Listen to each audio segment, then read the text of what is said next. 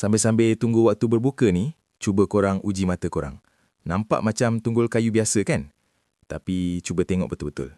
Tiba-tiba, kayu ni buka mata.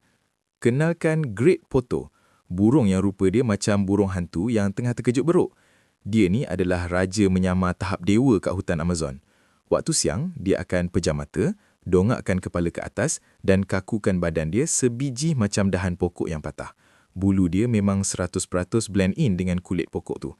Tapi bila malam menjelma, muka kelakar dia akan bertukar jadi raksasa seram. Mata kuning dia yang besar tu akan bersinar dalam gelap. Dan kalau dia buka mulut, mulut dia terbuka sangat luas sampai separuh kepala dia hilang, semata-mata nak telan serangga atau kelawar kecil hidup-hidup. Paling seram, bunyi dia waktu malam bukan macam burung biasa, tapi macam bunyi orang tengah meratap sedih kat tengah hutan. Korang rasa burung ni comel ke seram? Kalau nampak kat belakang rumah, mahu lari tak cukup tanah. Jangan lupa like, komen dan share ya.